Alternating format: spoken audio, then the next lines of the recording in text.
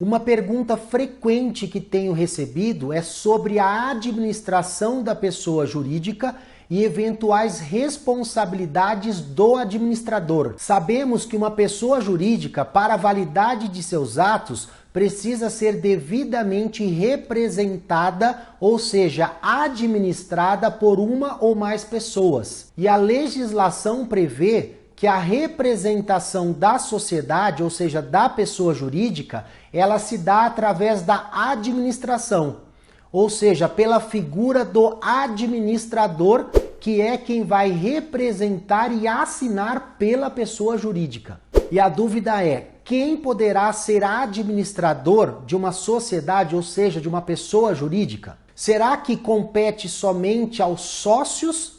Ou eu posso nomear um administrador que não seja sócio?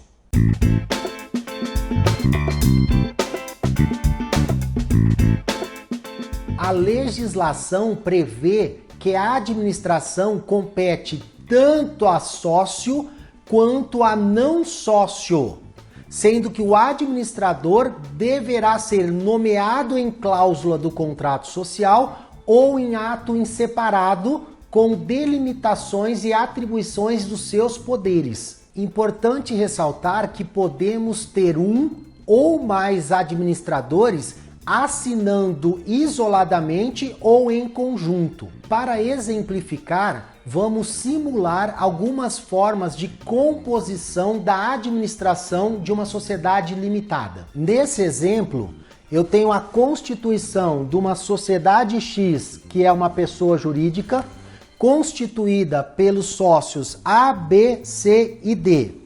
Nesse caso, essa pessoa jurídica, ela precisa ser representada, administrada por uma ou mais pessoas.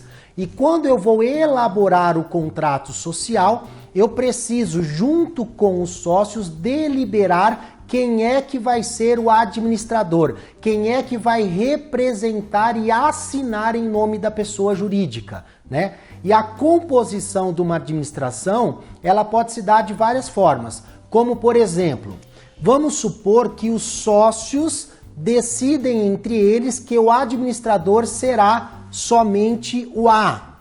Somente o A é que vai administrar, assinar todos e quaisquer documentos da sociedade. Então, lá na cláusula do contrato social, foi estabelecido que o administrador é o A e vai assinar isoladamente. Então, qualquer ato dessa pessoa jurídica para validade precisa obrigatoriamente da assinatura do A, não adiantando que os demais sócios assinem, porque não terá validade alguma. Uma outra composição é quando os sócios deliberam, decidem que o A e o B irão assinar sempre em conjuntos. Então, a administração na cláusula do contrato social está expressamente que o A e o B sempre assinarão de forma conjunta. Ou seja, nesse caso, para abertura de conta, para venda de veículos, para qualquer ato praticado pela pessoa jurídica, os dois devem assinar em conjuntos, não podendo assinar isoladamente. Porém, é importante ressaltar que também é possível estabelecer que ambos poderão assinar em conjunto ou isoladamente. Se no contrato social eu colocar a expressão ou isoladamente, ambos podem assinar sozinho para validade de qualquer ato da pessoa jurídica.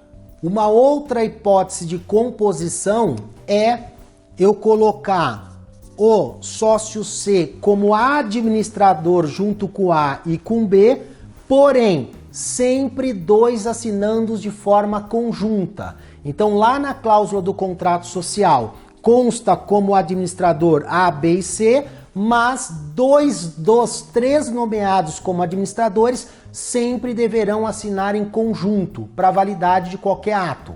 Uma outra hipótese é a figura do administrador não sócio. Vamos supor que os sócios deliberam entre eles que vão contratar um administrador, um CEO, para administrar, para executar aí a atividade empresarial. Vamos colocar aqui que o E, ele não faz parte da sociedade, mas ele está sendo aí nomeado como administrador em cláusula do contrato social para poder gerir, administrar, representar e assinar pela pessoa jurídica. Aqui eu tenho a figura do administrador não sócio. E nesse caso, quando eu tenho a figura do administrador não sócio, eu posso colocar em cláusula do contrato social que ele vai assinar isoladamente, razão pela qual é ele que vai executar e administrar e gerir todos os atos praticados pela pessoa jurídica. Porém, se os sócios não ficarem confortáveis e somente o administrador não sócio assinar os documentos, podem também estabelecer que um dos sócios sempre assinará em conjunto com o administrador não sócio.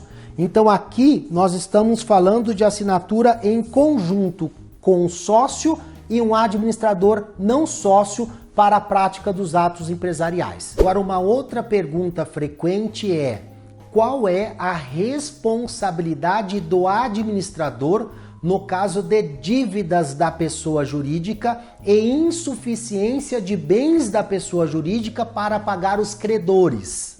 Na esfera fiscal, que é tributária, previdenciária, em via de regra, somente o sócio administrador responde com os bens pessoais no caso de insuficiência de bens da pessoa jurídica.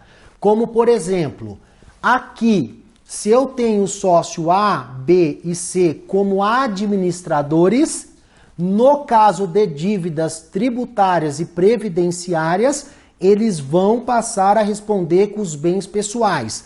O sócio C e o sócio D, como nunca fizeram parte da administração, eles não são responsáveis por dívidas tributárias. Na esfera trabalhista, o que tem acontecido é que todos os sócios respondem com os bens pessoais no caso de dívida da pessoa jurídica, independente de ser administrador ou não.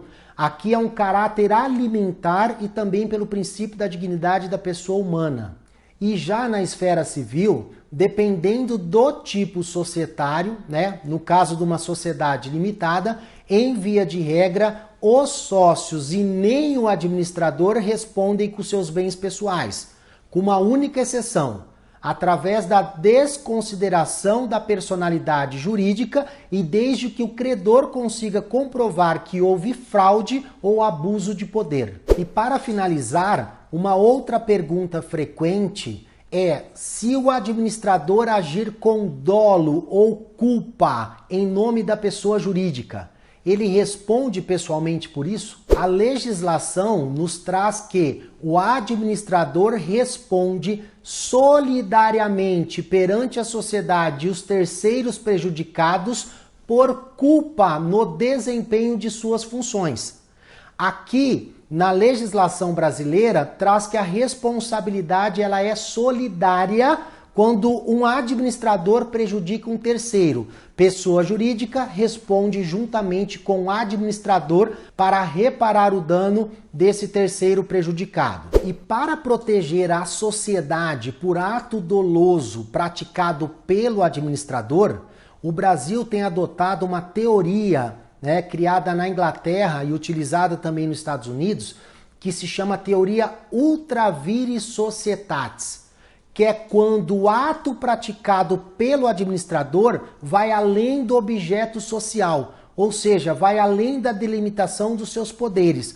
Por ele agir por dolo ou culpa, a sociedade também não pode se responsabilizar, razão pela qual invoca-se a teoria ultra vires societatis para proteger a pessoa jurídica de atos praticados pelo administrador. Ficou alguma dúvida? Se ficou, deixa aqui nos comentários que responderei nos próximos vídeos. E não esqueça de compartilhar com os colegas.